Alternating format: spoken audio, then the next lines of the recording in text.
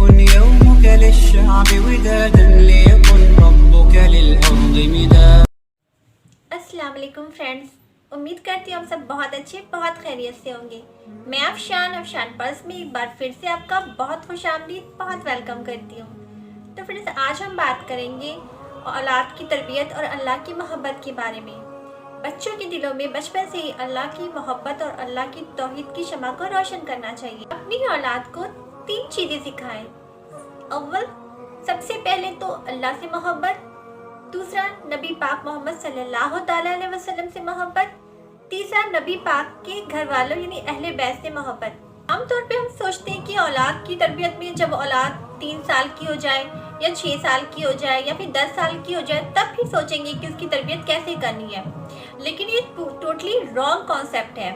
औलाद की तरबियत के बारे में फर्स्ट स्टेप तभी से शुरू हो जाता है जब आप अपने लिए नेक बीवी की तलाश करते हैं, या फिर अगर वालिदैन है तो वो अपने लिए नेक बहू का इंतखाब जब से शुरू करते हैं, आपकी औलाद की तरबियत का जो है सिलसिला वहीं से स्टार्ट हो जाता है। अबू दाऊद की रिवायत है कि एक शख्स हमारे नबी मोहम्मद सल्लल्लाहु अलैहि वसल्लम की खिदमत में हाजिर हुआ और अर्ज किया, या रसूलल्लाह, मेरे माँ बाप में से मेरी खिदमत का पहला हकदार कौन है?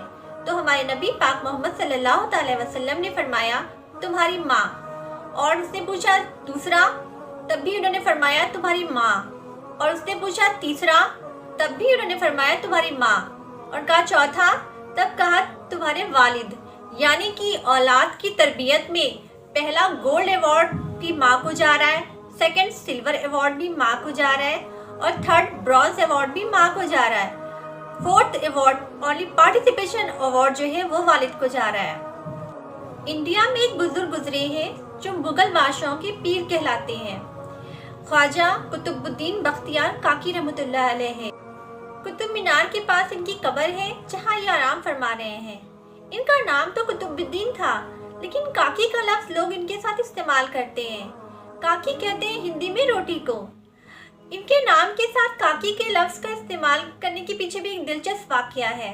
जब इनकी पैदाइश हुई और ये थोड़े सूझबूझ वाले हो गए तो इनके माँ बाप को फिक्र हुई कि इनकी तरबियत किस तरीके से की जाए कि ये अल्लाह से बहुत मोहब्बत करने वाले बन जाए। तो माँ बाप बैठ के दोनों सोचने लगे। तभी माँ ने कहा, मैंने सोच लिया है कि मुझे अपने बेटे की तरबियत किस तरीके से करनी है और कल से मैं इंशाल्लाह उस पर अमल करूंगी। शौहर ने कहा, अच्छी बात है। कल का दिन आया, बेटा मदरसे पढ़ने गया। माँ ने उसके पीछे उसका खाना बना दिया, उसकी रोटी बना के अलमीरा में छुपा के रख दी। जब बेटा मदरसे से पढ़ के वापस आया तो माँ से बोला, माँ मुझे खाना दीजिए, मुझे भूख लगी है। तो माँ ने कहा, खाना हमें अल्लाह पाक देते हैं, आप भी अल्लाह पाक से मांग लीजिए। तो बेटे ने कहा, मैं अल्लाह से किस तरीके से मांगूं? तो माँ ने कहा, मुसल्ला बिछाइए, उस पर बैठ जाइए और अल्लाह से दुआ कीजिए कि अल्लाह पाक मुझे खाना दीजिए। तो बेटे ने वैसे ही किया। बेटे ने मुसल्ला बिछाया, उस पर बैठ गया और दुआ की, या अल्लाह, मैं अभी मदरसे से आया हूँ, मुझे बहुत भूख लगी है, मुझे खाना दीजिए, मुझे प्यास भी लगी है, मुझे पानी भी दीजिए। और फिर जब उसने दुआ मांग ली तो माँ से कहा, मैंने अल्लाह से दुआ मांग ली, माँ अब मैं क्या करूँ? तो माँ ने कहा, आप कमरे में जाइए, अल्लाह ने आपका रिज़्क भेज दिया होगा, आप उसे ढूंढिए, तलाश कीजिए। तो बेटा अंदर गया, माँ ने थोड़ी हिंट दे दी। तो बेटे ने इधर उधर तलाश किया, फिर वो अलमीरा के पास गया, उसने उसे खोला और उसे ताज़ा गर्मा गर्म खाना बना मिल गया। अब ये रोज़ का मामूल बन गया। बेटा मदरसे से आता, वैसे ही मुसल्ला बिछाता, उस पर बैठता, अल्लाह पाक से दुआ मांगता।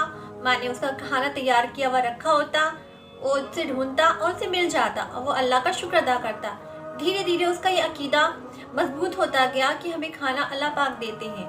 जब माँ ने देखा बेटा अल्लाह पाक के मुतालिक ज़्यादा ही सवाल करने लगा, अल्लाह पाक कितने अच्छे हैं, अल्लाह पाक हमें रोज़ खाना देते हैं, अल्लाह पाक हमें हर चीज़ देते हैं, तो उसको बहुत खुशी हुई माँ को कि मेरे बेटे की मोहब्बत अल्लाह के लिए बहुत ज़्यादा बढ़ गई है और बहुत मजबूत हो गई है।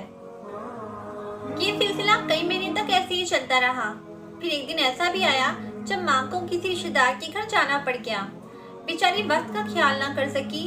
जब उसे याद आया कि बेटे का मदरसे से आने का वक्त हो गया है और वो खाना बना के नहीं रख के आई, तो वो बहुत घबरा गई। उसकी आंखों में आंसू आ गए کہ کہیں میرے بیٹے کی اتنے دن کی جو میں نے محبت اللہ کے لیے بنائی ہے وہ ضائع نہ ہو جائے۔ اس نے جلدی سے برقع پہنا اور جلدی سے وہ ان کے گھر سے باہر آئی اور جلدی جلدی قدم بڑھا کے چلنے لگی کہ یا اللہ میری محنت ضائع نہ کر دینا، میں نے ایک ترکیب لگائی تھی کہ میرے بیٹے کے دل میں آپ کی محبت بہت زیادہ بڑھ جائے اور آپ کی ہی عقیدہ رہے میرے بیٹے کے دل میں، لیکن وہ محنت کہیں ضائع نہ ہو جائے، اللہ میری عزت رکھ لینا۔ وہ جلدی جلدی اپنے گھر آئی تو کیا دیکھتی ہے، اس کا بیٹا آرام سے لیٹا ہوا سو رہا ہے۔ اس نے اللہ کا شکر ادا کیا، وہ کچن میں گئی، اس نے جلدی سے کھانا بنایا، روز کی طرح کھانے کو المیرا میں رکھ دیا، پھر بیٹے کے پاس گئی اور بیٹے کو جگایا کہ بیٹا اٹھ جائیے، آپ کو مدرسے سے آئے ہوئے کافی دیر ہو گئی ہوگی، جائیے اللہ پاک سے اپنا کھانا مانگ لیجیے۔ تو بیٹا اٹھا اور مسکرایا کہ ماں آج نہ مجھے بھوک لگی ہے اور نہ ہی مجھے پیاس لگی ہے۔ تو ماں نے کہا ایسا کیوں؟ تو بیٹے نے کہا ماں جب میں مدرسے سے واپس آیا تو مجھے بہت زور کی بھوک لگی تھی، میں نے مصلی بچھایا اور اللہ پاک سے دعا مانگی، یا اللہ میں بہت بھوکا ہوں، مجھے بہت پیاس بھی لگی ہے، مجھے کھانا دے دیجیے، مجھے پانی دے دیجیے، یا اللہ آج تو امی بھی گھر پہ نہیں ہے میری اور مجھے بہت زور سے بھوک لگی ہے۔ یہ دعا مانگ کے جیسے ہی میں کمرے میں گیا مجھے وہاں بڑی ایک روٹی دکھائی دی گئی، اس روٹی کو میں نے کھایا اور امی مجھے اس روٹی میں وہ لذت وہ ذائقہ ملا جو مجھے آج تک کبھی کسی کھانے میں نہیں نصیب ہوا، نہیں ملا۔ ماں نے بیٹے کو سینے سے لگا لیا اور اللہ تعالیٰ کا بہت شکر ادا کیا، اسی لیے ان کا نام کاکی پڑ گیا، خواجہ قطب الدین بختیار کاکی رحمۃ اللہ علیہ۔ یہ بچہ بڑا ہو کے اتنا بڑا شیخ بنا کہ وقت کے بڑے بڑے مغل بادشاہ ان کے مرید بنے اور لاکھوں لوگوں نے ان کے ہاتھوں پہ بیعت کی اور توبہ کی۔ تو جب ماؤں کی تربیت اس طریقے کی ہوتی ہے تو ان کی اولاد اللہ کے ولی ہی بن کے نکلتے ہیں۔ ماں اگر دیندار ہے اور باپ بے دین ہے تو بھی ماں دیندار طریقے سے اولاد کی تربیت کر سکتی ہے، لیکن اگر ماں ہی بے دین ہے اور باپ دیندار تو اولاد کی تربیت کبھی بھی دیندار طریقے سے نہیں ہو سکتی۔